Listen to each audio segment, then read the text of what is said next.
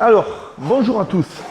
Je fais une petite vidéo aujourd'hui, un petit peu pour vous montrer les attendus des gestes techniques qu'on veut voir pour qu'un entraîneur de la Fédération française d'haltérophilie et de musculation vous valide la vidéo. Il va falloir avoir plusieurs étapes, plusieurs placements qui sont indispensables.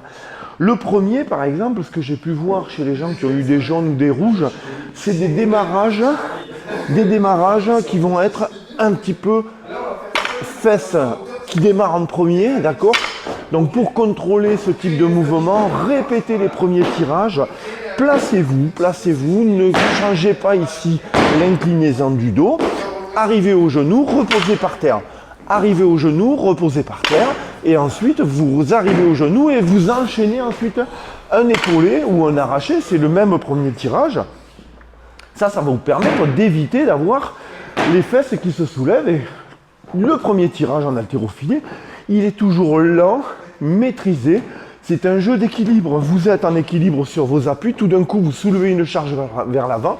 Il y a forcément un déséquilibre vers l'avant qui se fait, une compensation vers l'arrière. Donc vous voyez qu'il y a une espèce de geste comme ça qui va être à maîtriser, parce que sinon on n'aura pas un enchaînement sur le second tirage ou la transition qui sera efficace. Donc maîtrisez votre premier tirage ici, hop, ici, pas de mouvement de fesses, et quand je vais faire le vrai épaulé, pareil, je dois retrouver mon premier tirage que j'ai travaillé ici, et ensuite je peux épauler. Ça, c'est pour le défaut sur le premier tirage. Ensuite, ce qu'on veut voir, un entraîneur de la FFHM voudra voir forcément un engagé du bassin. Ce que je peux voir chez les gens qui ont eu du jaune ou du rouge, c'est après ça, on continue à tirer comme ça, et il n'y a pas le phénomène de transition, celui où le centre de gravité revient se placer sous la barre, et ensuite on va pouvoir avoir un tirage qui soit efficace.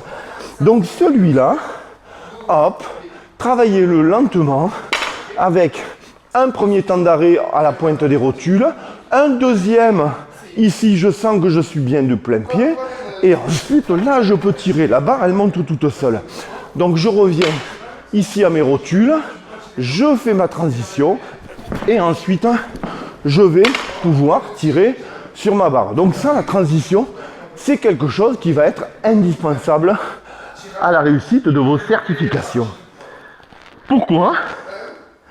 Parce que cette transition va vous permettre d'être rééquilibré sous la barre, et la barre va devenir légère. Si vous restez loin de la barre, elle continue à être lourde, et le 80% du poids de corps, effectivement, ça peut être une barre qui représente une charge assez lourde. Donc, si vous réengagez, elle deviendra légère. Donc ça, il faut le travailler aussi. Troisième élément dans votre tirage que je veux absolument voir pour une certification, c'est l'extension épaule haute. Ici, un tirage haltéro s'arrête ici. Il n'y a pas besoin de tirer la barre jusqu'en haut. Hop. Quand vous êtes ici, hop, vous pouvez ensuite venir descendre. Donc, hop, ici, simplement cette hauteur de barre. C'est pas la peine d'aller plus haut. Ceux qui me font un tirage comme ça c'est pas un mouvement d'haltéro. Vous perdez toute la vitesse que vous avez transmise à la barre. Donc le tirage s'arrête ici, et ensuite je passe dessous. Je vous les montre. Quand je suis ici, j'ai assez de hauteur pour aller chercher ma barre. Ça, c'est la hauteur du tirage. Et puis ensuite, autre élément indispensable, que ce soit dans un arraché ou dans un épaulé, c'est le déplacement du saut des pieds. On est ici en pointe des pieds. Il faut que j'ai un saut dans ma flexion pour que mon bassin passe entre mes fémurs et que je puisse conserver ici un dos plat et être dans ma flexion complète. Donc ça aussi, c'est indispensable, avec une vraie hauteur, de pouvoir lâcher, changer d'appui. On ne peut pas être certifié si je reste les pieds au même endroit. Donc ça donne ça. Premier tirage, transition, tirage épaulé, et j'ai déplacé mes pieds, hop, dans le saut. Quelque chose d'indispensable aussi qui va apparaître à l'écran, c'est crocheter. Crocheter tout le temps votre barre. On ne fait pas d'haltéro sans crocheter la barre. Ça marche jusqu'à 60 ou 80%. Au-dessus, il devient indispensable de crocheter une barre pour pas que vous la lâchiez et que ce soit vous qui partiez. Donc ça, c'est dangereux si on ne crochette pas. Donc là, pareil, je crochette à chaque fois. Je crochette ma barre pour pouvoir avoir un grip efficace dans mon accélération. C'est pas pour soulever la barre du sol, c'est pour être efficace dans l'accélération et pouvoir transmettre un maximum de force à ma vitesse. Je reprends le mouvement. Hop. Premier tirage, transition. Second tirage, flexion avec le saut. Ici. Et mes mains sont libres après, d'accord? Je reste pas crocheté dans mon épaulé. Une fois que j'ai sauté, là je libère ma prise de main parce que l'important c'est ma hauteur de coude.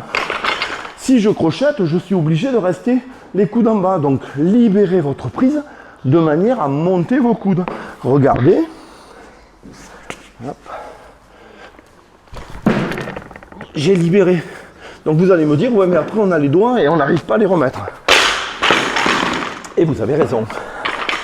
Donc le petit secret, c'est que quand je vais remonter de mon squat, je vais projeter ma barre en l'air et je vais replacer mes bras. Regardez. Je libère et je récupère. Et là, j'ai récupéré ma prise de main. Donc, sur mon épaulé, mes coudes sont en haut.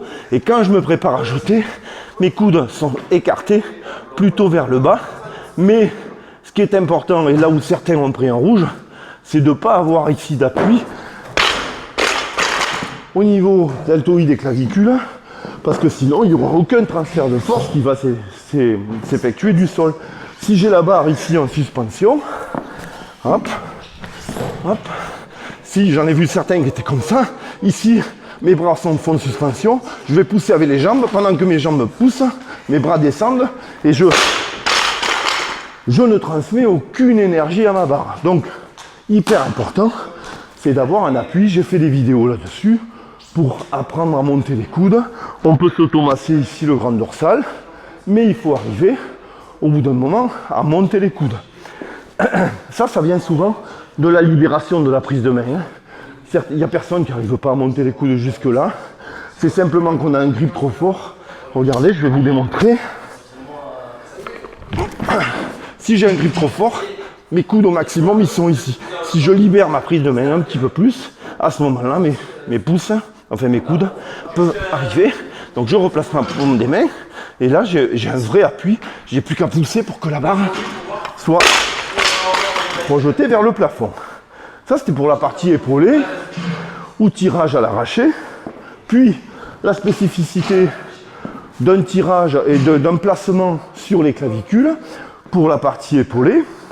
Je vais vous parler maintenant du jeté. Que veut voir un entraîneur? C'est des appuis qui soient croisés, une jambe arrière fléchie, ça va vous permettre d'avoir un bassin droit et d'être bien positionné et d'être fort dans votre jeté.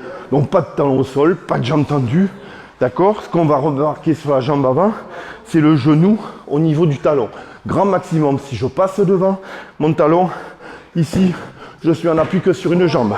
Si je suis en appui sur les deux, ben là, dès que je vais enlever une jambe, je vais tomber. Donc là, j'ai un appui qui est plus fort. On est plus fort sur deux jambes que sur une seule. Donc, vérifiez bien. Ça s'apprend à genoux. Je mets les pieds comme ça, pointe des pieds au sol. Je viens ici, je trouve à peu près la parallèle. Je me relève. J'ai la position à peu près idéale de ma fente naturelle. Ok, je fléchis ma jambe arrière. Je soulève mon talon. Je fléchis. J'ai le genou ici au niveau du talon. Et cette ligne-là, il faut que je sois capable de la retrouver, les yeux fermés. Hop, je viens, vous voyez que c'est pas forcément évident. Hop, et ici, je vais mimer un petit peu mon jeté. Donc tous ceux qui n'ont pas fait, qui font encore des jetés comme ça, c'est que vous n'avez jamais travaillé les yeux fermés, les sensations proprioceptives. Faites des marques au sol. J'ai fait des entraînements là-dessus aussi pour aller trouver, vous faites une ligne au sol, vous faites une marque devant, derrière, hop, et à chaque fois, je dois tomber dans la bonne marque.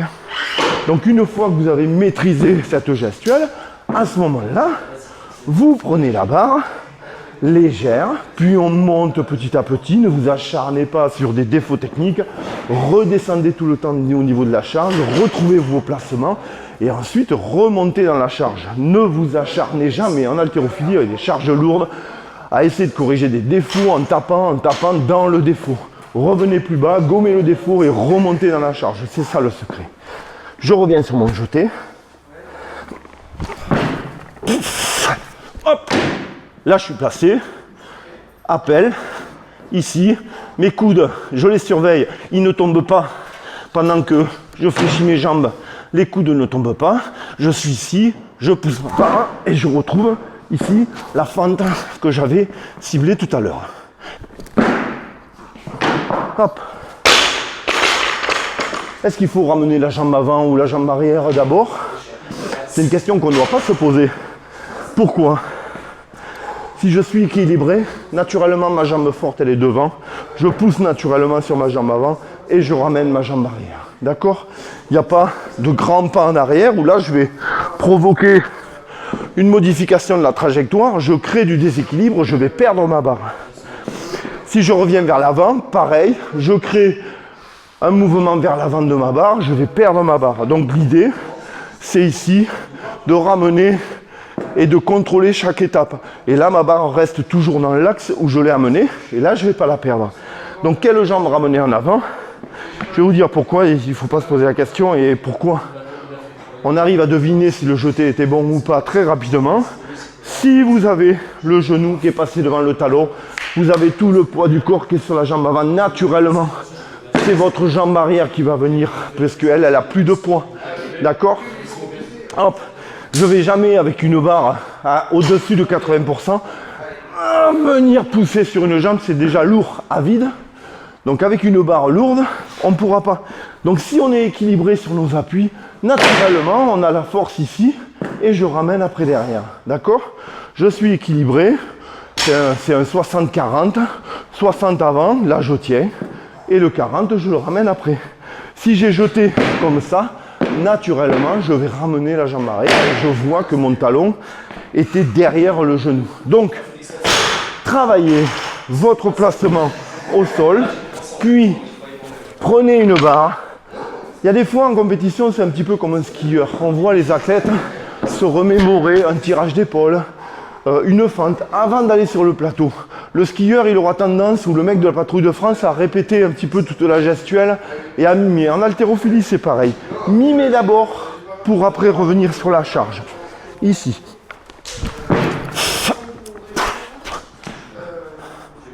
Je suis placé, je surveille mes coudes et je tombe dans ma fente. C'est ça. Voilà. Si vous faites ce type de gestuelle, les 80% de charge ne sont plus un problème. Ils vont passer tout seuls. Si vous n'êtes pas dans ces placements, effectivement, le 80%, et c'est pour ça qu'on dit 80% allez pour les jeter, 65 à l'arracher, parce que c'est un critère. Si vous les passez facilement, c'est que vous êtes bien techniquement. Si vous les passez avec difficulté, c'est qu'il y a encore des défauts techniques. Donc redescendez, allez travailler, allez regarder les éducatifs que j'ai fait dans mes entraînements, répétez-les. À chaque fois, je montre le tableau, je montre bien le briefing, vous l'entendez, écoutez ce briefing, mettez en place la séance et je vous garantis que les 65 ou les 80% ne seront plus un problème. Dernier petit point, certains ont des difficultés articulaires ou des trucs comme ça. Dans les vidéos coach haltéro, vous devez faire une démonstration avec un cobaye sur une initiation sur un des 3 mouvements arraché, épaulé ou jeté. Et vous devez faire une démonstration technique sur un des 2 mouvements restants que vous n'avez pas fait en initiation. Donc, moi par exemple, j'avais des problèmes au niveau de l'épaule. Donc, j'ai fait, dans ma formation coach haltéro, j'ai fait l'initiation à l'arraché parce que je ne pouvais pas le faire techniquement et j'ai fait une démonstration technique à l'épaulé. Donc, ça m'a permis comme ça de pouvoir valider.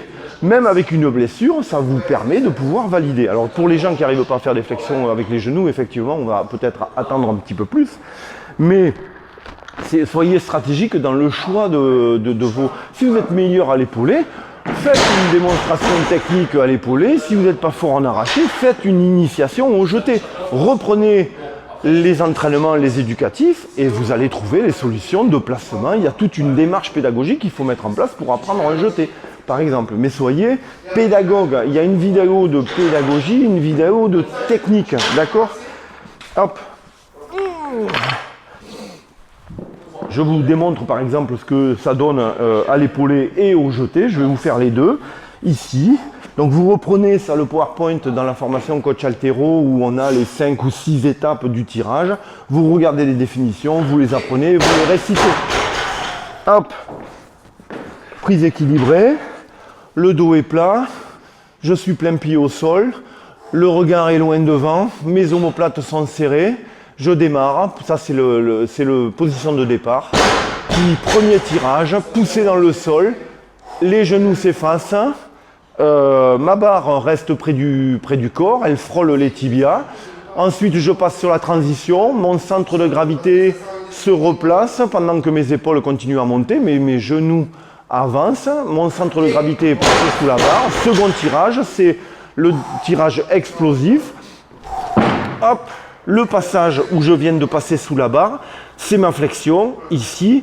Donc réception, stabilisation, remontée. Et l'épaulé se finit sur la position de l'appel du jeté. Je suis prêt à jeter.